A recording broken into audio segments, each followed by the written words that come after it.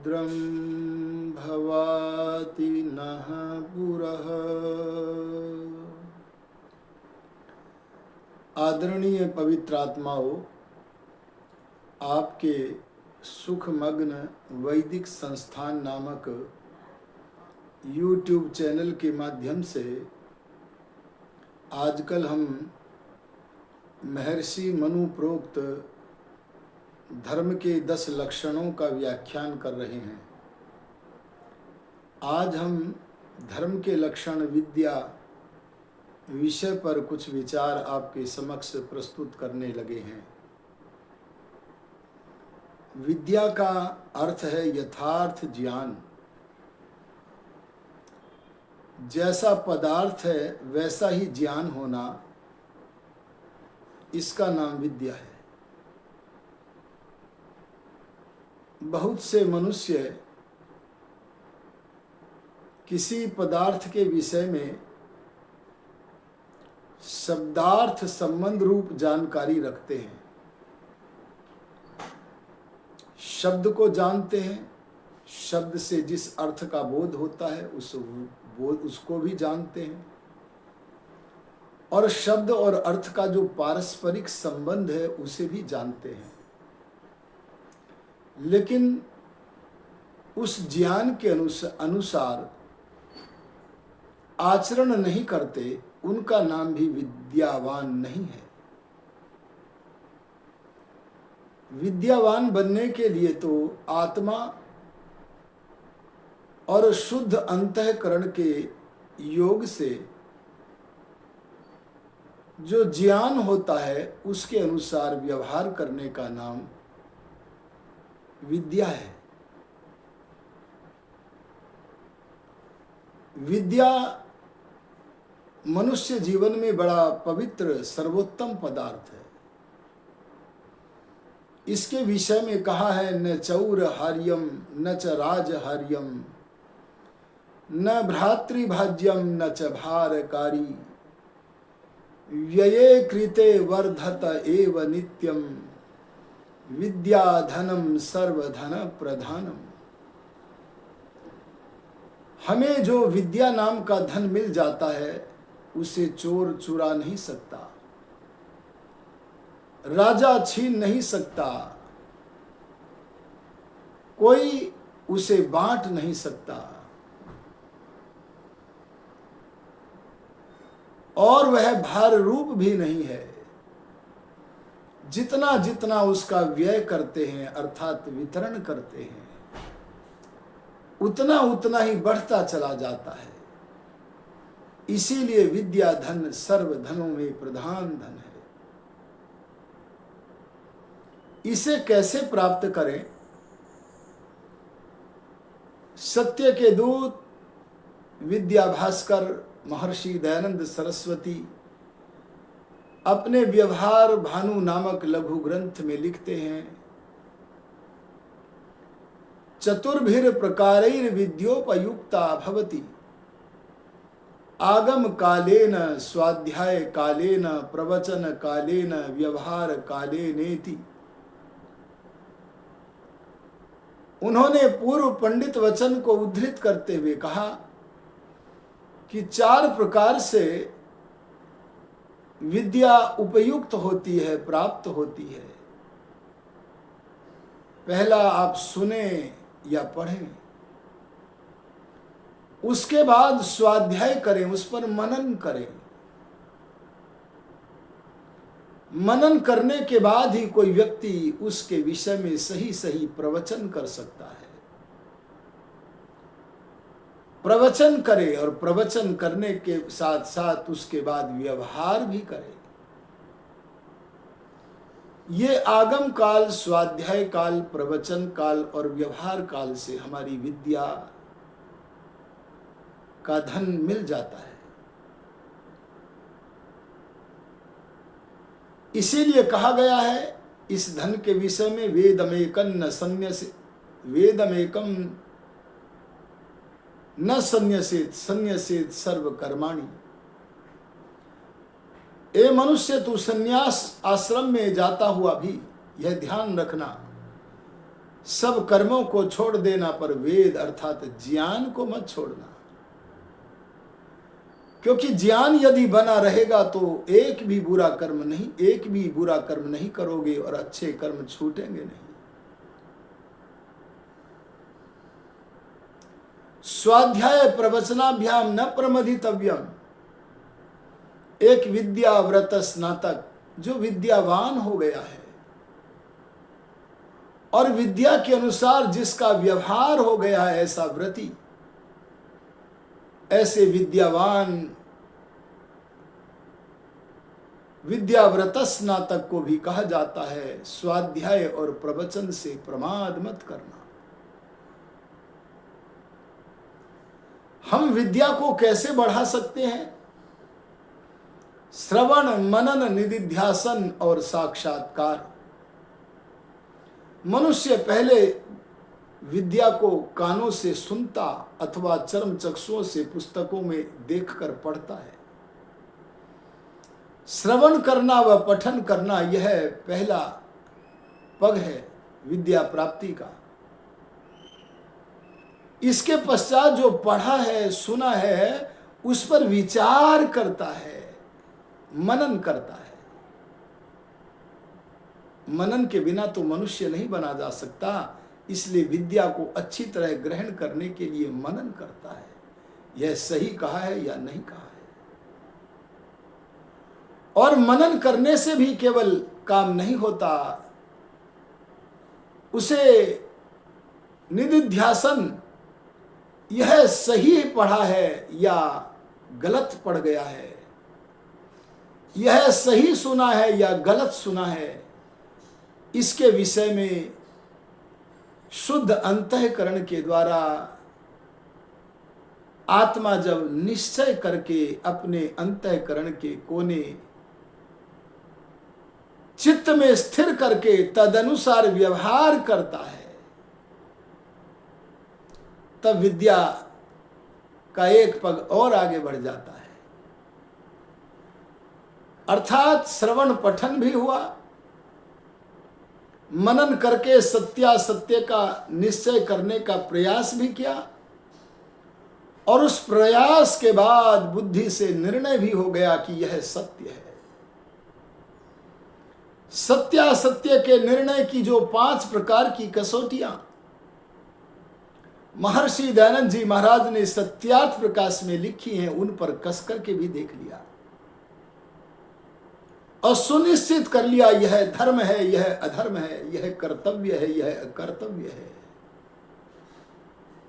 यह सत्य है, यह असत्य है, और उसे सुस्थिर करके तदनुसार व्यवहार करने पर जो ज्ञान चक्षुओं से दिखता है, उस साक्षात्कार का नाम विद्या की अंतिम पराकाष्ठा है। महर्षि दयानंद जी महाराज शास्त्रों में जो पढ़ते थे उसका मनन करते थे, उसका विचार करके उसे स्थिर कर लेते थे और तदनुसार आचरण करते थे। आचरण करने पर जो उन्हें दिखता था वह, और शास्त्र में जो लिखा था वह, इन दोनों का मिलान करते थे। और जब मिलान करते थे और देखते थे कि साक्षात्कार भी वही हुआ है और जो शास्त्र में लिखा है, इस विद्या की पराकाष्ठा को प्राप्त करके शास्त्र में श्रद्धा बढ़ जाती थी। स्वयं शास्त्र की बात को व्यवहार में लाकर सिद्ध करके देख लेना, ये विद्या की बढ़ती का एक प्रकार है। केवल पढ़ लेना, मनन कर लेना, इतने मात्र से काम नहीं होगा।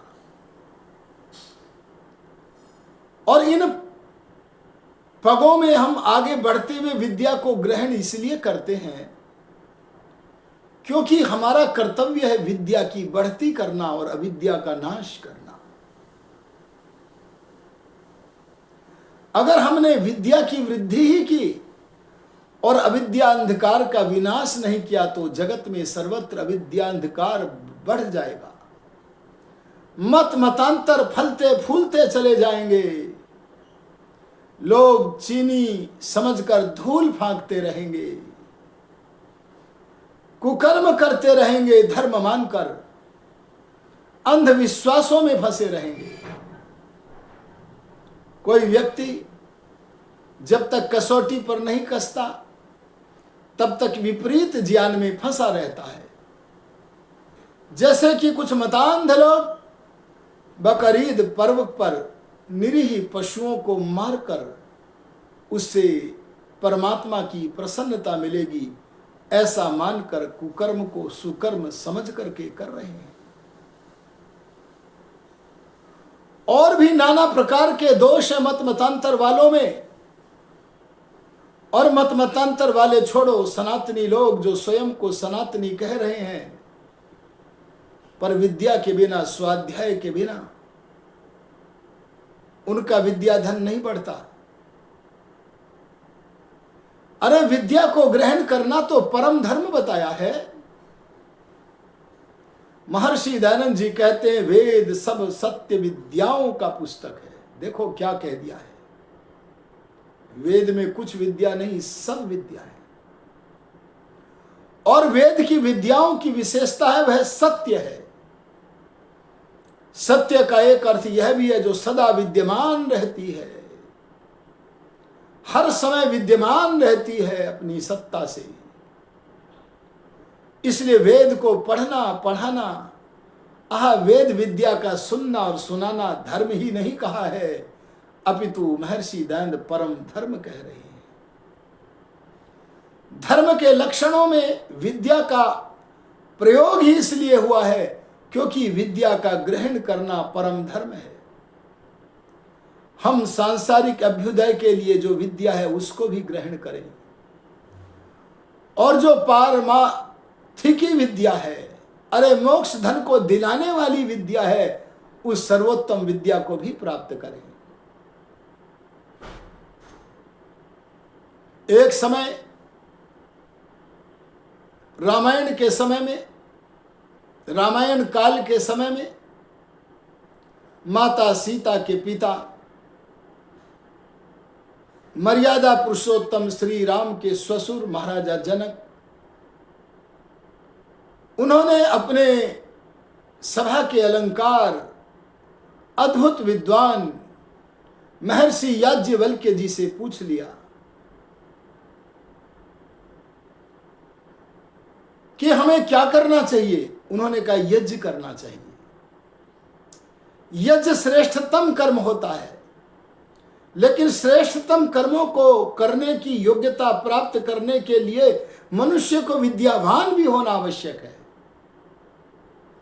इन्हीं महर्षि याज्ञवल्क्य के अरण्य में चलने वाले गुरुकुल में एक दिन एक सदाशय जिज्ञासु पहुंचा और पहुंच करके विद्यार्थियों के सम्मुख होकर प्रश्न करता है, ए विद्यार्थियों बताओ, अगर कल सूर्य न निकले तो क्या हो जाए? अगर कल चंद्रमा न निकले तो क्या हो जाए? अगर कल पानी बहना बंद कर दे तो क्या हो जाए? विद्यार्थी तो इस प्रश्न को समझ भी न सके, क्योंकि प्रश्न करने की शैली बड़ी विचित्र थी। तब महर्षि याज्ञवल्क्य उस जिज्ञासु से बोले, अपना प्रश्न मुझसे करो। और जब इसी प्रश्न को पुनः महर्षि याज्ञवल्क्य के समक्ष उपस्थित किया तो महर्षि याज्ञवल्क्य बोले, अगर कल सूर्य न निकले, अगर कल चंद्रमा न निकले, अगर कल पानी बहना बंद कर दे तो महाविनाश हो जाए, लेकिन एक इससे भी बड़ा विनाश है। बोले सूर्य न निकलने पर जितना बड़ा विनाश होगा, चंद्रमा के उदय न होने पर जितना बड़ा विनाश होगा, क्या इससे भी बड़ा कोई विनाश हो सकता है?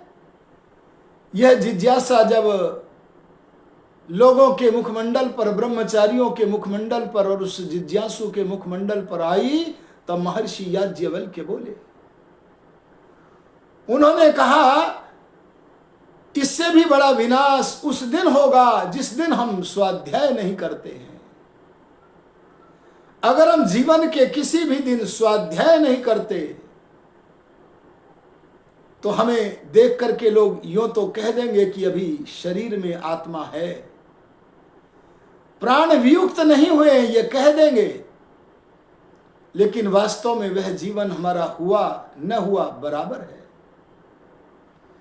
क्योंकि स्वाध्याय के बिना हमारा आत्मिक विकास रुक जाता है। आत्मिक विकास निरंतर बढ़ता रहे, आत्मा को ज्ञान की संपत्ति निरंतर मिलती रहे, इसीलिए प्रतिदिन स्वाध्याय करना हमारा परम धर्म है। इसके बिना हम सनातनी नामधारी होते हुए भी सनातनी न होकर स्वाध्यायहीन होने के कारण विचित्र प्रकार के सनातनी हैं। हम ज्ञान के धनी नहीं हैं, विद्यावान नहीं हैं, हम विपरीत ज्ञान को धारण किए हुए हैं। हम भ्रांत भी हैं। कई बार हम वेद आदि शास्त्रों का स्वाध्याय न करने के कारण परमात्मा जन्म लेने लगता है, ऐसी अविद्या से ग्रस्त हो जाते हैं और वे कहने लगते हैं, अपनी अल्पज्यता से कहने लगते हैं, अल्प विद्या से कहने लगते हैं कि परमात्मा अपने भक्तों का उद्धार करने के लिए जन्म लेते हैं। ऐसे व्यक्ति से कोई भी विद्यावान पूछता है, क्या परमेश्वर के पास जन्म लिए बिना अपने भक्त के उद्धार करने का सामर्थ्य नहीं है? तो इस प्रश्न का उत्तर उनके पास नहीं होता। कई लोग तो कहते लीला करता है। अरे सूर्य का निर्माण करना, चंद्रमा का बनाना, पृथ्वी का बनाकर अपनी किली पर घूमते रहना और सूर्य की भी परिक्रमा करना आदि नाना प्रकार के जो कार्य परमात्मा निरंतर कर रहा है, क्या इससे भी विलक्षण कोई कार्य हो सकता है? कई लोग कहते हैं परमात्मा पापियों का नाश करने के लिए जन्म लेता है, शरीर धारण करता है। ध्यान देना, क्या परमात्मा के पास बिना जन्म लिए पापी को नष्ट करने का सामर्थ्य नहीं है? वह तो सर्वशक्तिमान है, इसलिए उसे पापी को दंड देने के लिए उसके शरीर का अवसान करने के लिए भी जन्म लेने की आवश्यकता नहीं है। जो अपनी इस अविद्या को, विपरीत ज्ञान को दूर करना चाहते हैं, उन्हें वेद के मंत्रों को पढ़कर विद्या का अर्जन करना होगा। वेद में एक मंत्र आता है, सपर्यगात शुक्रमकायम अव्रणम अस्नावीरम शुद्धम अपाप विद्धम कविर मनीषी परिभु स्वयंभूर याथा तथ्यतोर्थान व्यदधात् शाश्वतीभ्यः समाभ्यः। सपर्यगात, वह परमात्मा सर्वव्यापक होने से सब जगह व्याप्त है। अकायम, परमात्मा सब प्रकार के शरीरों से, चाहे वह स्थूल शरीर हो, चाहे वह सूक्ष्म शरीर हो, अथवा स्थूल व सूक्ष्म शरीरों का निर्माण जिस उपादान से होता है वह कारण शरीर हो, सारे शरीरों से रहित है। अव्रणम, परमात्मा को व्रण छिद्र नहीं होता क्योंकि वह शरीर रहित है। अस्नाविरम, वह नस नाड़ियों के बंधन से रहित है। ये विद्या, ये सत्य हमें तभी प्राप्त होगा जब हम विद्या का अर्जन करेंगे। कई लोग तो सर्वशक्तिमान का अर्थ भी स्वाध्याय के बिना, धर्म के लक्षण विद्या को ग्रहण किए बिना सही नहीं जानते। हम पूछा करते हैं क्या परमात्मा सब कुछ कर सकता है, तो लोग कहते हैं, स्वाध्यायहीन सनातनी कहते हैं, विद्या की तरफ प्रवृत्ति न करने वाले धर्महीन सनातनी कहते हैं। उन्हें मैं सनातनी न कहूंगा, नवीन सनातनी, विचित्र प्रकार के सनातनी कहूंगा।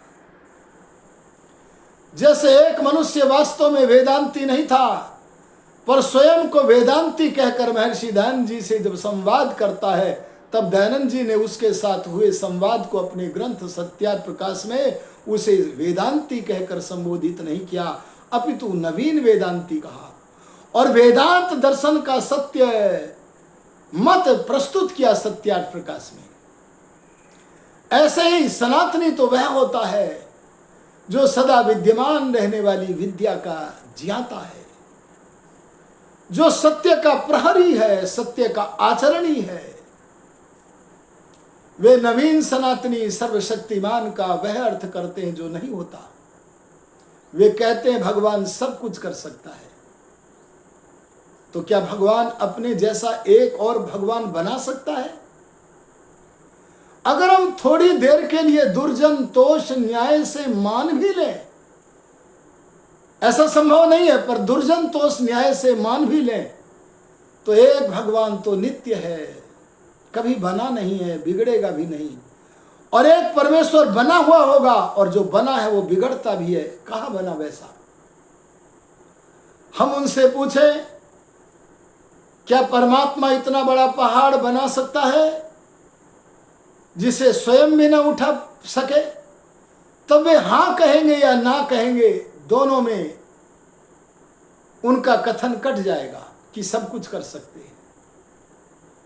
अगर हम उनसे पूछ लें कि भगवान चोरी कर सकता है, जब तुम कहते हो सब कुछ कर सकता है तो क्या चोरी आदि बुरे कर्म भी कर सकता है? तो इसका विद्यावान यही उत्तर देंगे, परमात्मा पवित्र स्वभाव वाला है, इसलिए वह चोरी आदि दुष्कर्म नहीं कर सकता। और चोरी किसकी करेगा? वह तो उत्पन्न हुए सब जड़ चेतन पदार्थों का स्वामी था, है और रहेगा। इसलिए धर्म के लक्षणों में विद्या को भी पढ़ा गया है, लेकिन विद्या के विपरीत जो विपरीत ज्ञान है, सर्प को रस्सी समझना, रस्सी को सर्प समझना, अरे पंथों को धर्म समझ लेना, ऐसा इसका विनाश करना हमारा कार्य है। महर्षि दयानंद जी महाराज ने आर्य समाज की स्थापना किस लिए की थी? आर्य समाज के अष्टम नियम को पढ़िए, वहां महर्षि दयानंद संकेतित करते हैं अविद्या का नाश करना। पहले अविद्या का नाश करना कहा है। अविद्या माने विपरीत ज्ञान।